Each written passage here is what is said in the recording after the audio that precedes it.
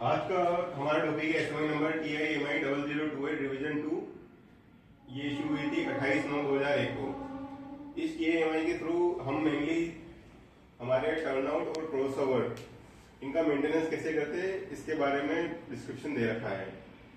अब टर्नआउट और क्रॉसओवर क्या है कि हमारे ओवीसी के अंदर या फिर ट्रैक के अंदर सबसे इम्पोर्टेंट पार्ट होता है, क्योंकि यहाँ से एक अलग ट्रैक बनता है, एक अलग ब्रांच बनती है, और जिससे कि ट्रेन का मूवमेंट, ट्रेन की शंटिंग कराना, ये सारी चीजें पॉसिबल हो पाती है।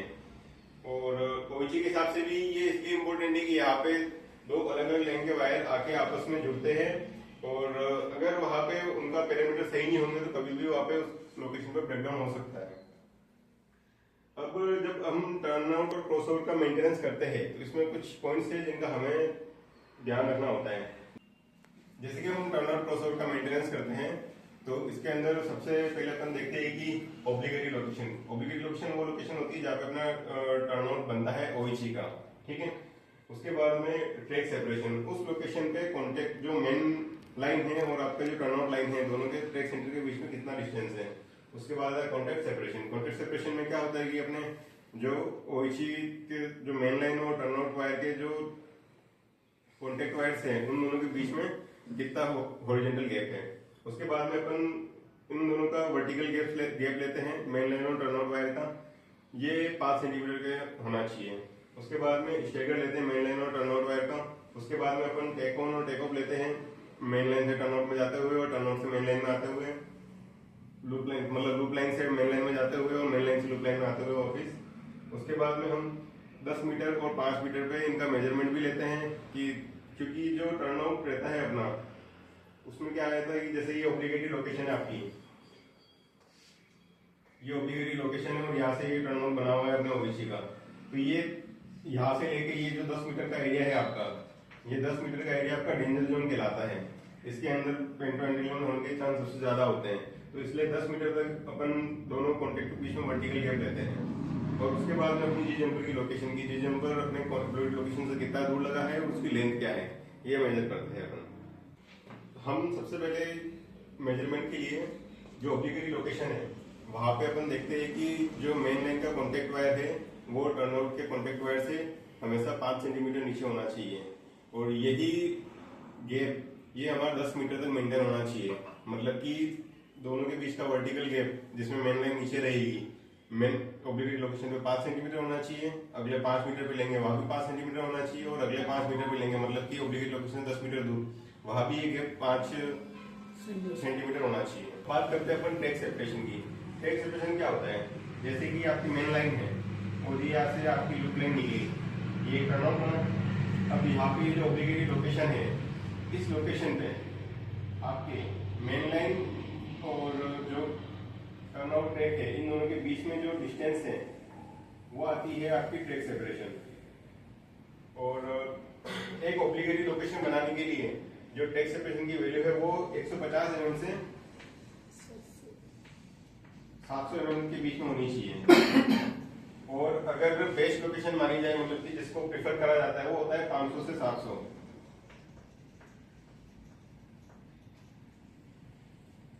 और जो टर्नआउट वायर होता है उसकी लेंथ हमेशा, जो स्पान रहता है वो हमेशा 54 मीटर या इससे कम होना चाहिए। बात करते हैं कॉन्टेक्ट सेपरेशन की। कॉन्टेक्ट सेपरेशन क्या होता है, जैसे कि ये आपका ट्रैक है मेन लाइन का, ये आपका लूप लाइन का ट्रैक है, ये आपकी ओवीसी आ रही है मेन लाइन की, ये आपकी क्रॉसओवर की ओवीसी आ रही है, टर्नआउट की ओवीसी आ रही है। अब ये जो आपके ऑब्लिगेटरी लोकेशन है, इस लोकेशन पे इन दोनों कॉन्टेक्ट वायर के बीच में जो गैप है वो आपका आएगा कॉन्टेक्ट सेपरेशन। और जो कॉन्टेक्ट सेपरेशन है वो हमेशा 50 mm से ज्यादा होना चाहिए, 50 mm से कम नहीं होना चाहिए। ठीक, अब बात करते हैं हम स्टेगर की। जैसे कि ये कॉन्टेक्ट सेपरेशन है, यहाँ पे आपका जो ऑब्लिगेटरी लोकेशन है, इस लोकेशन पे आपके मेन लाइन कॉन्टेक्ट वायर का जो स्टेगर है वो, और जो लूप लाइन कॉन्टेक्ट वायर का जो स्टेगर है वो, इन दोनों में से किसी की वैल्यू 300 mm से ज्यादा नहीं होनी चाहिए। और इस चीज का ध्यान रखना है हमेशा कॉन्टेक्ट सेपरेशन 50 mm से ज्यादा बना रहे। बात करते हैं अपन टेक ऑफ और टेक ऑन पॉइंट की। टेक ऑन और टेक ऑफ पॉइंट वो होता है कि जिस पॉइंट पे आपका जो पेंटोग्राफ है आपका जो पेंटोग्राफ है वो ओएचई वायर से कांटेक्ट में आता है या फिर ओएचई वायर से कांटेक्ट छोड़ता है रनिंग के टाइम पे। जैसे कि आपका पेंटोग्राफ अभी ये मेन लाइन से आ रहा है इस तरफ से और फिर ये लूप लाइन में जा रहा है, तो इस जगह पे आके किसी सर्टेन पॉइंट पे आके आपका पेंटोग्राफ उसको छोड़ेगा। सपोज यहाँ पे आके उसने मेन लाइन के कांटेक्ट पैर को छोड़ दिया, तो ये अपना कहलाएगा टेक ऑफ पॉइंट। इस जगह पे ये टेक ऑफ पॉइंट है, यहाँ से मेन लाइन के कांटेक्ट पैर को पेंटोग्राफ में छोड़ दिया है। जब सपोज आपका यहाँ से आ रहा है पेंटोग्राफ और आने के बाद ये इस लाइन में वापस आया, तो अगर इस जगह पे इसने सपोज यहाँ पे इसने वापस मेन लाइन कांटेक्ट पैर इसके टच में आ गया, तो ये कहलाएगा टेक ऑन पॉइंट। और टेक ऑन पॉइंट और टेक ऑफ पॉइंट की जो वैल्यू होती है स्टैंडर्ड, वो 650 mm से 720 mm होनी चाहिए। इस चीज का ध्यान रखना है मेंटेनेंस के समय। अब हम बात करते हैं जी जंपर की। जी जंपर हमेशा ऑब्लिगेटरी लोकेशन से 5 से 6 मीटर दूर लगा होना चाहिए और उसकी लेंथ हमेशा 4 मीटर की होनी चाहिए। जैसे कि इतनी देर से अपन देख रहे हैं कि जो टर्नआउट बनता है उसमें काफी सारे पैरामीटर्स रहते हैं और काफी सारी चीजें रहती है, जैसे मेन लाइन का स्टेगर हो गया, टेक सेपरेशन हो गया, कॉन्टेक्ट सेपरेशन हो गया। तो इन सारी चीजों से बनके अपनी टर्नआउट ज्योमेट्री बनती है और उससे अपन पता लगा सकते हैं कि ये टर्नआउट का कौन सा पैरामीटर क्या है, कैसे है। जैसे कि ये अपना मेन लाइन हो गया और ये अपना टर्नआउट हो गया। इस पे अपन ने 4 पॉइंट लिखे A B C D। जो ये मेन लाइन अपना टेक का है वो ये टर्नआउट अपना टेक है और यहाँ से सपोज ये ओएचई जा रही है अपनी मेन लाइन की ओएचई B1 पॉइंट से, उसके बाद में C पॉइंट से अपनी लूप लाइन ओएचई जा रही है। तो ये जो इसमें A से B के बीच में जो ये X हो गया वो हो गया अपना मेन लाइन का स्टेगर, और C से D के बीच में जो Y हो गया वो हो गया अपना लूप लाइन का स्टेगर, ठीक है। और B और C के बीच में क्या हो गया, कॉन्टेक्ट सेपरेशन हो गया, क्योंकि ये अपना दिखा रहा है कि इन दोनों के बीच में कितना गैप है। और A से D क्या हो गया, अपना ट्रैक सेपरेशन हो गया। जो हमारा ट्रैक सेपरेशन रहता है वो हमेशा mode of main line stagger plus contact separation plus loop line stagger.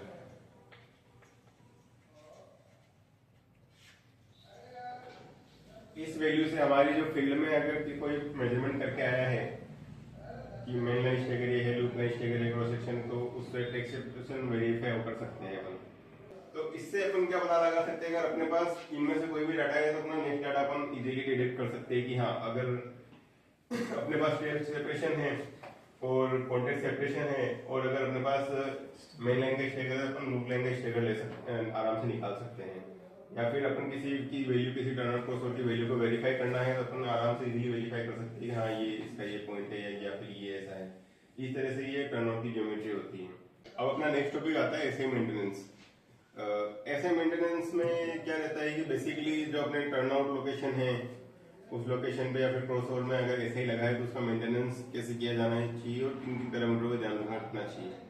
सबसे पहला इंपॉर्टेंट पैरामीटर है कि एसआई की लोकेशन पे सेक 0 होना चाहिए और एसआई का स्टेगर हमेशा ±100 से कम होना चाहिए। उसके बाद में जब एसआई का मेंटेनेंस करा जाता है तब आपको हमेशा ध्यान रखना है कि एसआई के किसी भी पार्ट पे नीचे जहाँ पे कांटेक्ट होता है पेंटोग्राफ से कहीं पर भी हिटिंग मार्क्स नहीं होने चाहिए। आपको स्प्रिट लेवल की सहायता से चेक करना है कि आपके दोनों रनर सेम लेवल में हैं और पूरे एसआई के ऊपर पेंटोग्राफ मूवमेंट करा के देखना है कि स्मूथ मूवमेंट हो रहा है कि नहीं हो रहा है। अब बात आती है एसआई की लोकेशन। जो एसआई की लोकेशन, सपोज हमारा ये टर्नआउट पॉइंट है यहाँ और यहाँ से ये हमारा इस तरफ एसआई लगा हुआ है टर्नआउट लाइन के ऊपर, क्रॉस ओवर लाइन के ऊपर, ठीक है। अब इस एसआई का जो फेस है वो इस लोकेशन से ऑब्लिगेट लोकेशन से अपोजिट साइड है और उसके जो दोनों रनर्स है वो पीछे की तरफ है।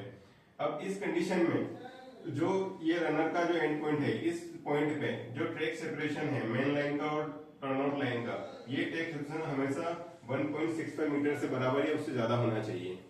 अगर इसी कंडीशन में सपोज रनर का फेस ऑब्लिगेटरी लोकेशन की तरफ है, इस लोकेशन पे मेन लाइन और जो टर्नआउट वाली ट्रैक है, इन दोनों के बीच का ट्रैक सेपरेशन 1.45 मीटर से बराबर या इससे ज्यादा होना चाहिए। इस चीज का हमेशा ध्यान रखना है।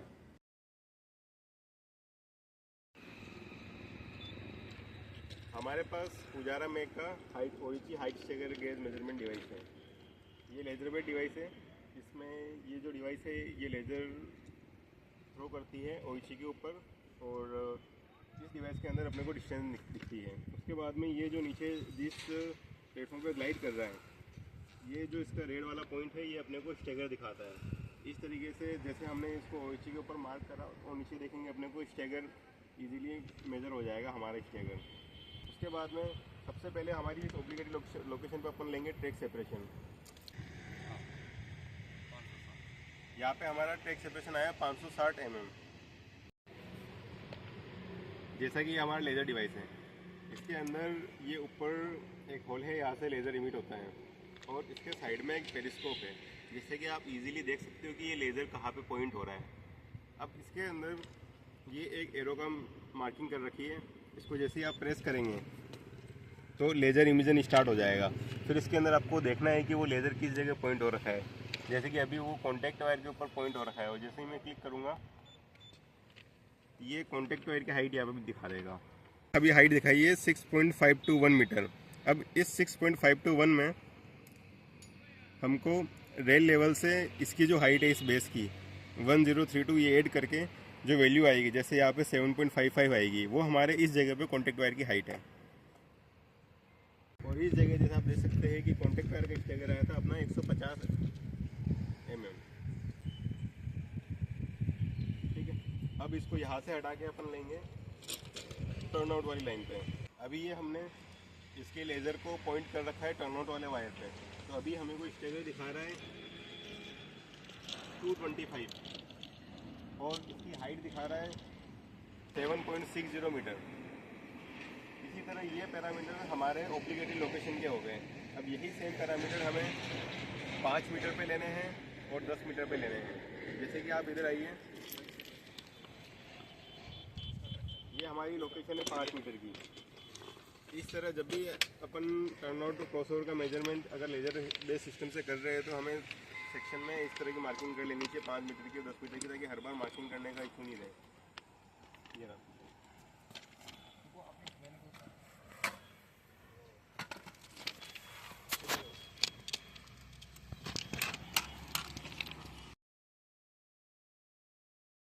जैसे कि हम अभी ऑब्लिगेटरी लोकेशन पे हैं, यहाँ पे हमारा मेन लाइन का कॉन्टैक्ट वायर है और ये क्रॉसओवर टर्न आउट ओइची का कॉन्टैक्ट वायर है।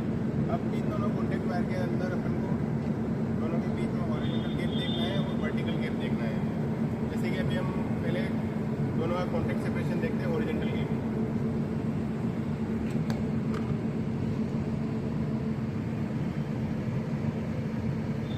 यहाँ पे देखिए, यहाँ पे अपना गैप आ रहा है 16 का, 160 mm का गैप आ रहा है।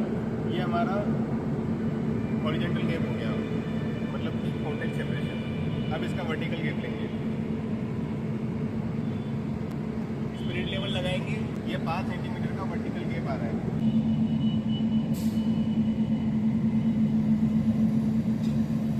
अभी मेन लाइन का स्टेगर है यहाँ पे -200।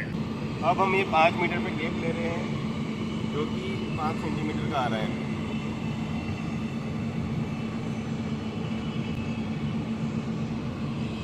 मीटर पे हमने एक पाइप लगाया है, उसके ऊपर स्पीड लेवल लगाया है, इसका लेवल फिक्स कर दिया अपन ने सेंटर में। और यहाँ पे हम देखेंगे कि जो टर्न आउट वायर है वो मेन लाइन से कितना ऊपर है।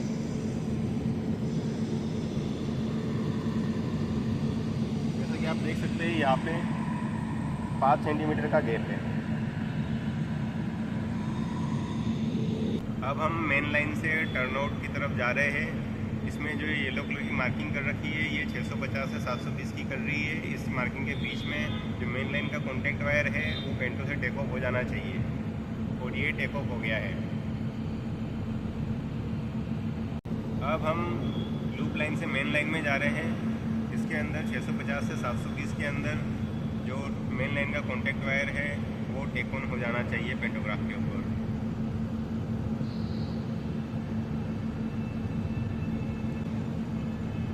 अभी नहीं हुआ, हाँ, और ये हो गया। ये 680 के आसपास ये पेंटोग्राफ के ऊपर मेन लाइन का वायर आ गया था और ये टेक ऑन हो गया है।